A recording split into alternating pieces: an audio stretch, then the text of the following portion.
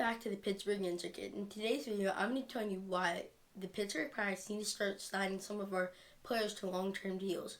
We've already signed Ke'Bryan Hayes and Bryan Reynolds to long-term deals. Now we need to start looking at our pitching players like Mitch Keller and David Bednar. David Bednar is one of the best closers in all of MLB right now.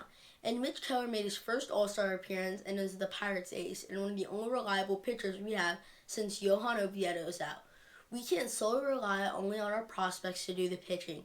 Yes, Quinn Priester and Bailey Falter and them need to start doing some good. Bailey Falter isn't one of our prospects, but it would be nice if he can be good too. Paul Skeens is one of the best prospects and the best prospect we have right now. He's a pitching player too, and that's where we're struggling really hard right now. Yes, we need to address first base, but that's not as big as a problem as our pitching. We have first basemen like Rowdy Tellez and Connor Joe who can get the job done. But for our pitching, we're solely relying on our prospects, and our prospects can't solely do it all on their own. We need to have some heavy lifters like Mitch Keller and some other people. Yes, we just signed Martin Perez and Marco Gonzalez, but they aren't the best pitchers. Their years are far behind them. But if Bailey Falter, Quinn Priester, and Paul Skeens can do good, man alive, we're going to have some good pitching. But we can't solely rely on them. So if we can go out there and sign some good players like Blake Snell and Jordan Montgomery, we most likely won't sign them, but it would be nice to have some heavy lifters while the new guys are still trying to figure out how to do some stuff. Quinn Priester is one of our best prospects we have and is supposed to be very good, but prospects always don't pan out how we want them to. So that's why we have to get some other pitching from other teams, either in trades or signings. It would be nice if we can go out there and spend some money for the first time in forever, but I don't think that's going to happen when our manager is one of the best managers that we could have, but he doesn't spend the money. If he would just spend the money that he has, he would be a great manager.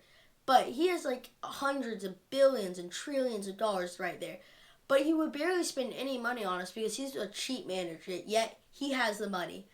And Ben Cherington, who's there and wanting to spend the money, hasn't been given the money he deserves. He needs to have like $100 million to go out there and actually sign some players. Because if we want to win some World Series and do some stuff, we're going to have some money. No $50 million is going to be able to get us some Blake Snell and Jordan Montgomery in our lineup. And we also need to advise our first baseman issue. We can't just have Rowdy Tellez and Connor Joe doing it all. We need a Rhys Hoskins. Yes, Rowdy Tellez hit 30 homers in 2022, but in 2023 he did not have a good year. And yes, Connor Joe's an alright first baseman, but mainly an outfielder, and he can't be doing it. He's 30 years old, and he's not the best player that we could possibly have. We need a Rhys Hoskins or a good first baseman. We can either sign Rhys Hoskins or we can develop a trade for some player. If we sign David Bednar and Mitch Keller to long-term deals, it will help us out tremendously, and we know we got those guys for good. But we need to get some of our other players, like Josh Palacios and players like that, to be doing some better stuff in 2024. Because that's what we have right now, and that's what we got to work with. Because we don't have tons of money to go out there and spend. If our manager would just give us the money that he has, man, we would be winning some postseasons and getting in the World Series. But he won't spend the money. Ben Cherington won a World Series with the Red Sox, and when he came to the Pirates, he wasn't given much to work with. If we can just get our pitching and our first baseman issues figured out, we'll be doing some pretty good stuff in 2024. But right now, with our injuries, it doesn't look like we're going to be able to make a good run until 2025. That's when I'm expecting us to go in the postseason and do some work. Bob Nutting is supposedly saving up the money that he's been doing during the rebuilding stages.